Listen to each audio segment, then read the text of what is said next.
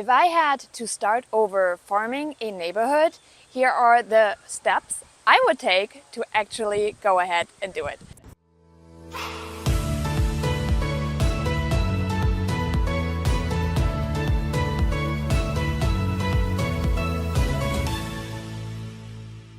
My name is Janine Sasso. I'm the owner and founder of the Hyperlocal Agent, and I love going into a neighborhood, becoming the go-to person, the no name that people are remembering when they're looking to sell. So when I first got started, I had no idea what I was doing, right? Now I do farm 5,600 homes as of the day of this recording. That doesn't mean though I started there. I actually started with only 100 flyers, a whole lot of trial and error.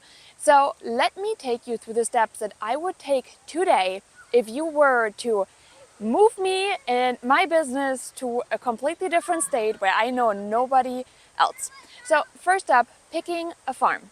When it comes to picking a farm, I do think it's really important you are picking something that moves, meaning something that sells, not sits on the market like bazillion-dollar homes, right? So how would I go about this? First up, you have a managing broker. Ask him, what are the areas that typically sell like hotcakes? You also have the MLS access, so you can figure out what are the places that typically sell pretty quickly, what's desirable, what are the price points, where are the most amount of buyers actually at. And then based on that, I would go ahead and I would find a couple different neighborhoods and see if there's a dominating agent. If there's one, I'm not too worried about it. If there's two, I probably back off and find myself a different spot where it will not be quite as hard to put my foothold in. Then I would see if there's anything online on these neighborhoods. Are there any community events sponsored by a real estate agent? Is there room for me to sponsor an event? What are the people like that are living in that neighborhood? I would really dive into it, try to find as much information. If there's local Facebook groups, nextdoor.com, right? Do some research, do some legwork. The nice thing is when you have the perfect farm, right? The perfect field that is actually viable for your business, all that research is going to pay off. And that's the part that I want to get to. Then I would make sure that I learn as much about the different types of homes. What types of homes are there? And I would start getting my name out there. I would make sure that the residents have access to an instant home evaluation on a letter, on a postcard, on a door hanger, right? And just walking the neighborhoods and be like, oh my gosh, no, I love your neighborhood. I'm actually just affiliated with this brokerage. And I would love to hear, what do you like about living here, right? And this is what really separates where people are needing to do a little bit of legwork, a little bit of digging deeper. How many people actually do want to show up for work?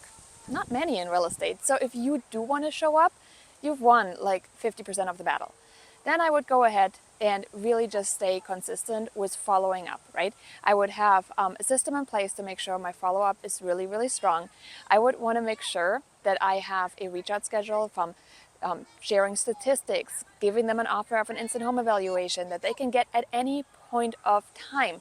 I would do all of these things because if I'm brand new, I don't have any business, right? So that's one of the things that I think is really important when you are looking at, do you even want to get into farming? It will take some front loading on your end, but the benefits of it are so, so massive. We do actually have a challenge that we highly encourage you're going to take. It is absolutely free, comes to your phone, and it's just a matter of you wanting to show up for your business and do the work. We'll give you the templates, we'll give you the tools you really need to make this one work. So if you want to take the challenge, you can just text challenge to 844-950-3580. Again, that's challenge, the word challenge, to 844-950-3580. And when you do, you get a text message back asking which challenge are you looking to take. Are you looking to do a 10 letters a day challenge or a CMA a day challenge? And pick and choose which one you want. You can always come back and do the other one. So please don't do both. That's not going to work. You got to pick and choose, do one, and then come back and you can do the other one the next week. Again, get into the nitty-gritty, get into the action, and you'll also start noticing what type of homes are coming on the market. Be persistent with it, but do follow through with it for at least 90 days, right? This business is amazing, but you do have to show up and work for it at first before people start recognizing you and just trust that you're going to continue showing up. Again, my name is Janine Sasso. I'm happy you were tuning in for today's episode, and I cannot wait to see you in next episodes for next week.